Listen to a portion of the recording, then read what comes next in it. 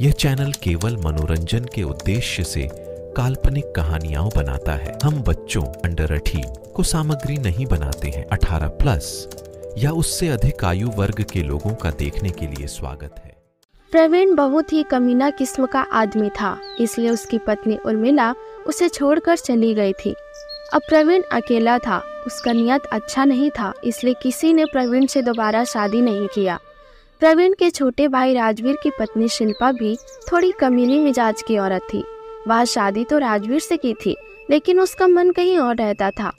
तभी एक दिन की बात है। राजवीर, आज मुझे बाहर घूमने का मन कर रहा है, क्या आज तुम अपनी ऑफिस से छुट्टी ले सकते हो, बस आज के लिए? नहीं शिल्पा, आज मेरी एक अर्जेंट अपॉइंटमेंट है, आज जाना बहुत जरूरी है। मैं तुम्हें किसी दिन और घुमाने लेकर जाऊंगा, ठीक है? अभी मैं चलता हूँ। शिल्पा को बहुत गुस्सा आता है। ये तो एक भी रोमांटिक नहीं है, दिन भर बस काम करते रहते हैं, और ऐसा कहकर अपने कमरे की ओर बढ़ जाती है। दोनों की बातें उसका जेठ प्रवीण सुन रहा होता है। तभी प्रवीण, लगता है शिल्पा मेरे टाइप की औरत है, वो राजवीर के साथ जम नहीं रही है, कुछ तो तरकीब लगाना पड़ेगा उसे अपने कमरे तक लाने के लिए। प्रवीण शिल्पा का फायदा उठाना चाह रहा था। शिल्पा अपने कमरे में सोते सोते सोच रही थी, क्या जिंदगी है, पति तो है, लेकिन उस पति का क्या फायदा जो मेरे तरफ ध्यान ही नहीं देता। तभी प्रवीण, शिल्पा क्या तुम अभी फ्री हो? जेठ जी, आप यहाँ कैसे? कुछ चाहिए तो आप मुझे आवाज लगा देते, मैं आ जाती। क्यों, तुम्हें अच्छा नहीं लगा क्या मैं यहाँ आ गया तो? नहीं, मेरे कहने का वो मतलब नहीं था, बताइए ना क्या काम है। शिल्पा, एक्चुअली मेरे बैक में बहुत दर्द हो रहा है, क्या तुम थोड़ा मसाज कर दोगी? मैं 2 दिन से अच्छे से नींद नहीं ले पा रहा हूँ दर्द के कारण। मसाज? और लेकिन मैं कैसे मसाज कर सकती हूँ? तुम्हें बुरा लगा होगा तो माफ करना, लेकिन मुझे बहुत दर्द होता है। आज रात को मेरे कमरे में आ जाना, जब राजवीर सो जाए तब। प्रवीण ऐसा कहकर चला जाता है। तभी, बहू, मैं आज पास वाले शहर जा रहा हूँ, कुछ काम से 1 सप्ताह के बाद आ जाऊंगा। शिल्पा अपने कमरे से बाहर आती है। फिर, पापा जी, ऐसा क्या काम आ गया कि आपकी 1 सप्ताह तक रुकना पड़ेगा? बेटा, वो हमारी पुश्तैनी जमीन है ना, उसी के सिलसिले में जा रहा हूँ। राजवीर आए तो उसे बता देना, और प्रवीण को मैंने ऑलरेडी बता दिया है। तुम अपना ख्याल रखना। आप भी अपना ख्याल रखिएगा पापा जी। तभी कमरे से फोन बजने की आवाज आती है। हाँ राजवीर, कहो। शिल्पा, आज मैं घर नहीं आ पाऊंगा, आज 5 मीटिंग है, मीटिंग अटेंड करते करते काफी रात हो जाएगी, इसलिए आज ऑफिस में ही रुक रहा हूँ। ठीक है। राजवीर भी नहीं आएंगे, पापा जी भी चले गए, अब मैं अकेले क्या करूँ? हाँ, जेठ जी ने मसाज के लिए कहा था, ऐसे करती हूँ, अभी उनका मसाज कर देती हूँ ताकि वह रात को अच्छे से सो सके। शिल्पा प्रवीण के कमरे में जाती है। तुम इतनी जल्दी आ गई? हाँ, मैं फ्री थी, खाना भी बचा हुआ है, कुछ काम नहीं था तो आ गई। चलिए मैं आपका मसाज कर देती हूँ। ठीक है। शिल्पा प्रवीण का मसाज करती है। तभी प्रवीण, हाँ, बहुत आराम मिल रहा है। शिल्पा, तुम्हारे हाथ बहुत नरम और मुलायम है, और तुम भी बहुत खूबसूरत हो। बुरा न मानो तो तुमसे एक सवाल पूछूं? हाँ पूछिए। तुम राजवीर के साथ खुश नहीं हो ना? मैंने आज सुबह तुम दोनों की बात सुन ली थी। तुम्हें आज बाहर घूमने का मन था, लेकिन राजवीर तुम्हें बाहर नहीं लेकर गया, है ना? वो आज उन्हें ऑफिस में बहुत काम था, 5 मीटिंग है, तो आज वो घर भी नहीं आ रहे हैं, आज वहीं रुक रहे हैं, इसलिए वो मुझे बाहर नहीं ले जा पाए। आज वो घर नहीं आ रहे हैं? नहीं, लेकिन आप इतना खुश क्यों हो रहे हो? मैं खुश कहाँ हो रहा हूँ, क्या तुम बाहर चलोगी? अभी मौसम बहुत अच्छा है। ठीक है, चलते हैं। दोनों बाहर घूमने निकल जाते हैं और साथ में टाइम स्पेंड करते हैं और ढेर सारी बातें करते हैं। रात बहुत हो गई थी, इसलिए दोनों घर आ जाते हैं और अपने अपने कमरे में लेटे रहते हैं। शिल्पा के दिमाग में राजवीर आ ही नहीं रहा था, वह बस प्रवीण के बारे में सोच रही थी। उसके दिमाग से प्रवीण निकल ही नहीं पा रहा था, और प्रवीण भी शिल्पा को याद कर रहा था। दोनों सोचते सोचते सो गए। सुबह हो गई। राजवीर घर आता है, वह देखता है कि शिल्पा अभी तक सो रही है। वह उसे नहीं उठाता है और उसके लिए नाश्ता बनाकर उसे उठाने जाता है। शिल्पा, उठो, सुबह हो गई है, चलो नाश्ता कर लो। तुम आ गए? नाश्ता किसने बनाया? मैं तो सोई थी। नाश्ता मैंने बनाया है, मैं आया तो तुम गहरी नींद में थी, इसलिए मैंने खुद बना लिया। ओह, थैंक यू। शिल्पा, पापा कहाँ हैं, दिख नहीं रहे हैं? कल मैं तुम्हें बताना भूल गई, पापा 1 हफ्ते के लिए बाहर के शहर गए हुए हैं, जमीन के सिलसिले से। मतलब तुम कल रात अकेली थी? नहीं, तुम्हारे भैया भी तो है ना घर में, तो मैं अकेले कैसे रहूंगी भला बताओ? ठीक है चलो अब नाश्ता कर लो वरना ठंडा हो जाएगा।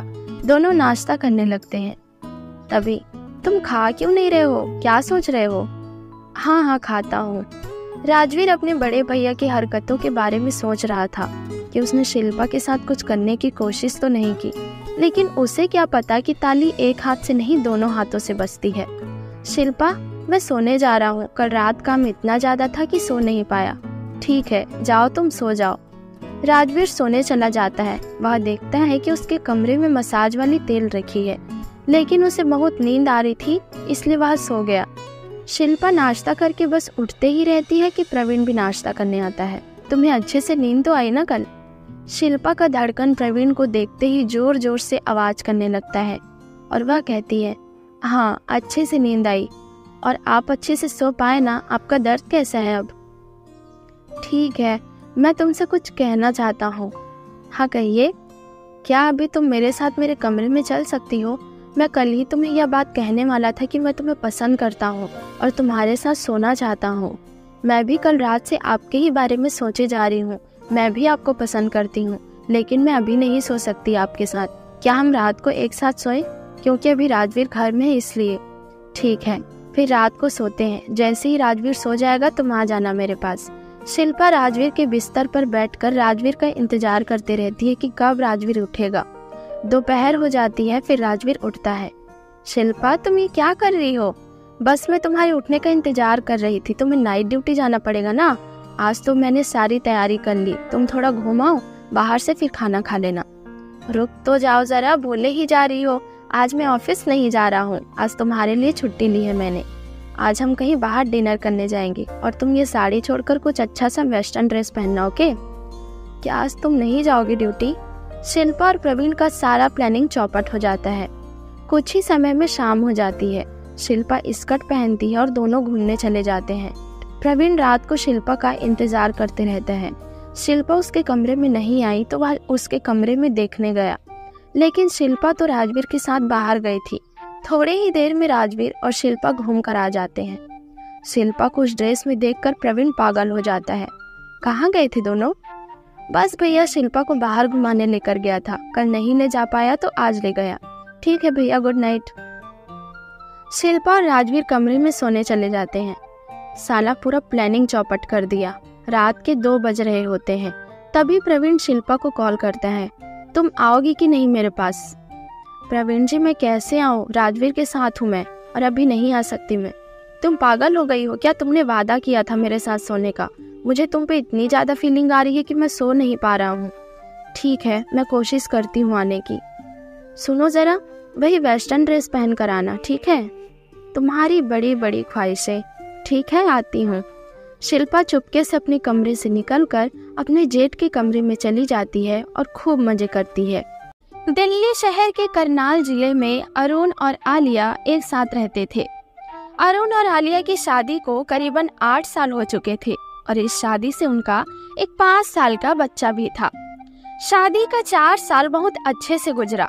जब अरुण काम करके आता था तो आलिया उससे ढेर सारा बात करती थी। इससे अरुण को भी बहुत अच्छा लगता था। शादी के पहले आलिया एक कंपनी में जॉब करती थी। तभी एक दिन आलिया, अरुण, मुझे फिर से जॉब स्टार्ट करना है। क्यों? मेरे रहते तुम क्यों जॉब करोगी? तुम अच्छे से घर में रहो और हमारे बेटे को संभालो, ठीक है? नहीं अरुण, मुझे जॉब करना है।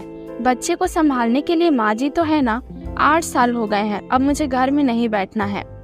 ठीक है, अगर तुम्हें जॉब करना ही है तो जॉब कर लो। जल्द ही आलिया एक प्राइवेट कंपनी में इंटरव्यू देती है और वह सेलेक्ट भी हो जाती है। आलिया पूरे 8 साल बाद जॉब कर रही थी। वह बहुत खुश थी। अब अरुण और आलिया की जिंदगी बड़े ही सुकून से बीतने लगी। घर का खर्चा भी आराम से निकल जाता था। 1 साल तक सब कुछ बढ़िया चलता रहा। तभी अचानक 1 साल बाद आलिया बदल सी गई। जब अरुण आलिया से पूछता तो आलिया कहती थी कि नौकरी का बहुत स्ट्रेस है। अरुण ने आलिया को नौकरी छोड़ देने को कहा, लेकिन आलिया ने नौकरी छोड़ने के लिए मना कर दिया। एक रात करीबन 12:30 बजे अरुण की अचानक नींद खुली।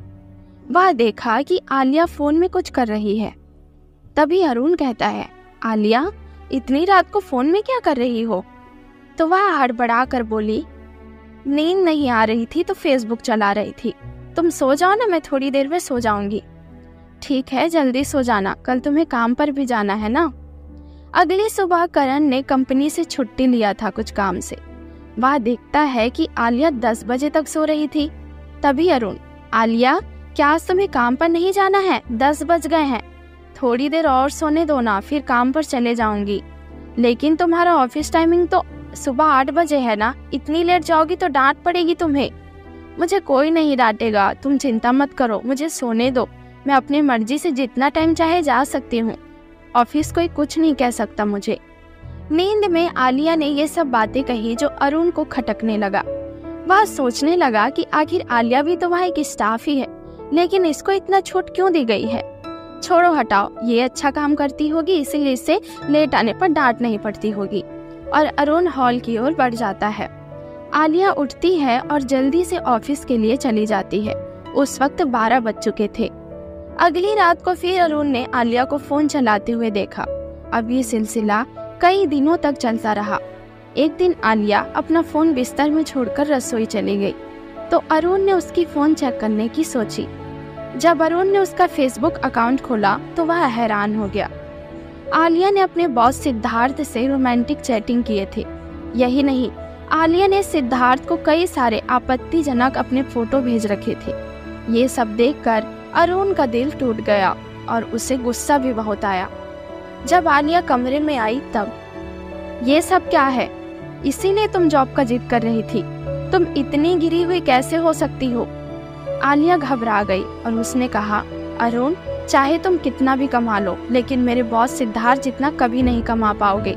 वो मेरी हर एक बड़ी से बड़ी इच्छा को पूरी करते हैं और वो मेरे लिए एक परफेक्ट हस्बैंड है।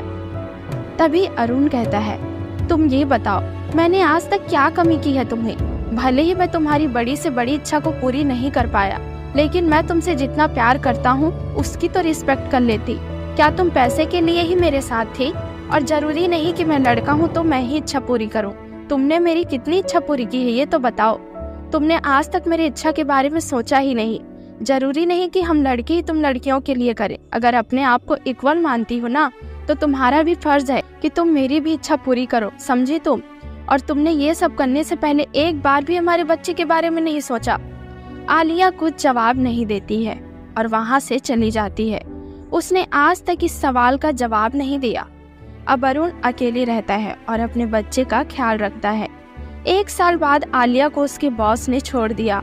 अब वो दर दर भटक रही है, लेकिन अरुण अब उसे अपनी जिंदगी में शामिल नहीं करना चाहता था।